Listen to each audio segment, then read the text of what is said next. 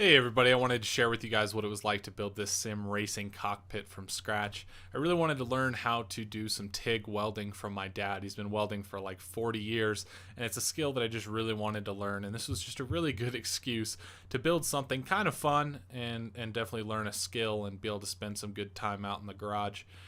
I'd started off by buying some Fanatic equipment. I wanted to get some nice stuff to start off with, and then be able to maybe buy some higher end stuff down the road. But so CSL Elite wheelbase, P1 rim, the SQ shifter, handbrake, and then the CSL Elite pedals with the load cell brake. I wanted to build a rig that really wouldn't budge and was designed around my dimensions and just my ideal situation. Just have everything where I wanted it. Bought a seat from the junkyard. It was like 30 bucks. It was crazy, out of an Eclipse, and it was just in really good shape. And then I bought some 1.5 by 3 14 gauge steel, so it's a little bit thicker than like a 1/16 of an inch, which makes it where it won't be too heavy. Obviously, once you build the whole thing, the weight goes up quite a bit, but I didn't want it to be too bulky. But decided to make everything real nice cuts, nice 45s on the ends, and make a nice rectangle to start off with, and then get everything set up to have the seat a little bit higher. So there's like a second set of rails on top of that for the seat to bolt onto. I mean, think your car at home, your seat sits a lot higher than that floorboard. So we're able to get some good practice in before we started. Really trying to learn the skill from my dad. Obviously, it takes years and years to learn this properly, but I was able to get a good crash course from him, and definitely progressed and learned a lot through this process. A lot of practice before actually doing the welds, but once we got everything cut, we were able to do just some tacks, so we could get everything right where we wanted it before we did the full welds. Obviously, once you get things nice and hot, they can move a little bit, and you could get out of square. Again, some of these welds I'm not too pumped on, but I think they all turned out really well, mainly because I was able to learn from my dad. But it was really fun welding every little thing here, and really, if you stretched them all out, there's a lot of welding in this project. It took quite a while, but you can see some of the little black spots there. That's just contamination in the metal. Those aren't holes or anything like that, but a lot of different types of welds. Some inside corners, outside corners, some more intricate detail welds that you'll see here in a second. But really I don't know, I couldn't think of a better crash course into TIG welding than this. You can see here the rails that we're going to have for the seats. We wanted to drill holes through them and add sleeves into the metal there to be able to basically bolt the seat down really tightly without squishing the metal. So that's what you can see here, just a little quick video, basically melting that sleeve down in and using that sleeve as the filler metal, opposed to using rod like you would with all the other welds. Now with TIG welding, it's a lot different than MIG welding. For those of you guys that might not know, I'm sure some of you guys are probably pro welders out there, but with TIG welding, you actually manually feed the rod in with your other hand, versus MIG, where it's auto fed, where you can actually, you just pull the trigger and then it feeds the rod automatically depending on your settings. This, you're actually feeding the rod in with your left hand for me, and then you have your tungsten and the gun in your right hand, where you're actually getting a nice puddle going, and then feed the rod into that puddle to create your weld. So just pretty interesting for those of you guys that might not have spent some time around welding. But again, just a really fun process, and this is just nuts, the different types of welds. Again, this is more of an intricate one where you have that tungsten just like a 1/16 of an inch off of the metal, and you just have to be very precise, but maybe lower heat.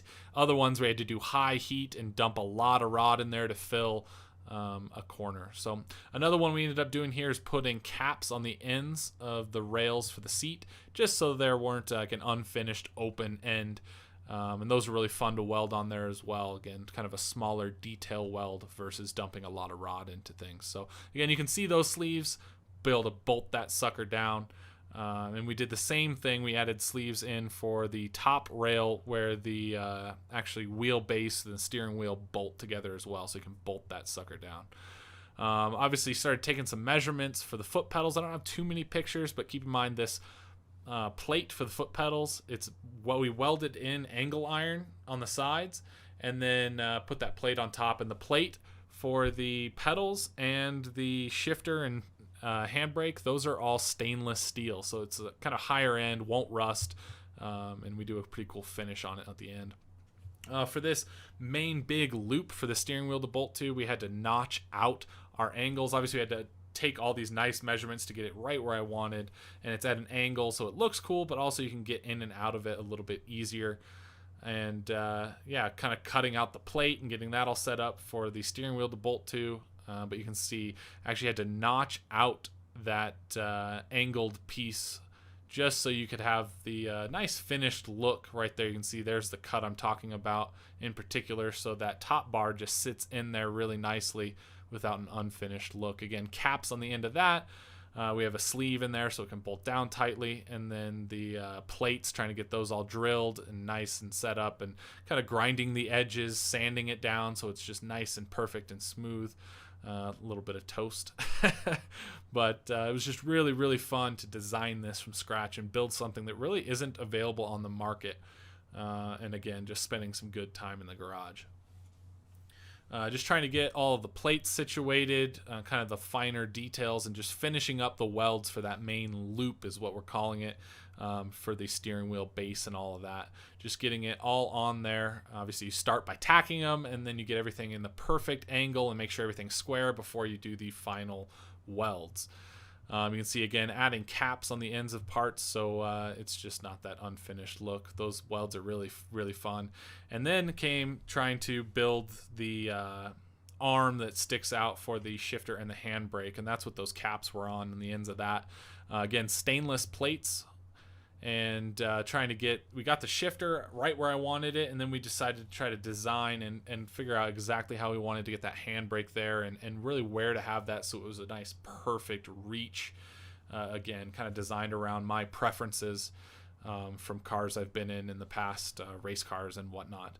Again, sanding the edges, making sure everything's just nice and perfect, so we can put a cool swirl finish on these plates at the end. There you can see some stainless welds. They always look cool because they're just nice and shiny. But again, those stainless plates are really cool. Putting a vertical plate on there to bolt the handbrake on from the side, it just seems like the way to go. And then from underneath, we actually added another plate, so that handbrake plate and all that does not budge even a 16th. It's pretty wild, but this video hopefully shows you guys a little bit more of what it looks like in that first person view, kind of reaching for everything right where I wanted it. Just sets it up for a proper cockpit. Feels like it's just crazy. It feels like you're in a race car. I know it's kind of silly, this whole sim racing thing, but it feels really cool sitting in a seat with a steering wheel, shifter, and a handbrake right where you wanted it. And here we are actually putting a finish on that stainless plate for the pedals. It turned out really, really cool. I'm actually really pumped on it. This close-up view here shows it a little bit better, but did the same thing with the plate for the shifter, handbrake. There we go. Here we go. Look at this up close and personal. Just that swirl finish. And that top plate for the wheel base is actually a steel plate. But we were still able to do a pretty similar finish. But again, that vertical plate for the handbrake, the brace underneath for just added stability. Just pretty cool that that's all stainless. So once we got everything all designed, obviously I could go into some crazy details, but a lot of measurements. But we cleaned everything with brake cleaner and decided to paint the entire frame black. So then we would have the plates and all of that. That would be that shiny swirl finish that would be a pretty cool contrast to the black frame. But you could see I actually cleaned up the seat from the junkyard that was required. And then once we got everything painted, it just really, really looked cool with the swirl finish and everything. Again, there are a lot of added details, but this is the finished product. Just a couple quick photos out by the garage. I think it turned out really, really well. We're even thinking about building these as a bit of a business. So if anybody's interested, definitely reach out. But I think it turned out absolutely perfect. And I'm just really, really excited. Really fun project to work on with my dad and learn some welding. And I think it just turned out perfect. So anyway, that is a good look at this sim cockpit, and in my eyes, the ultimate sim racing cockpit. Hopefully you guys enjoyed, and until next time, I'll talk to you later. Peace out.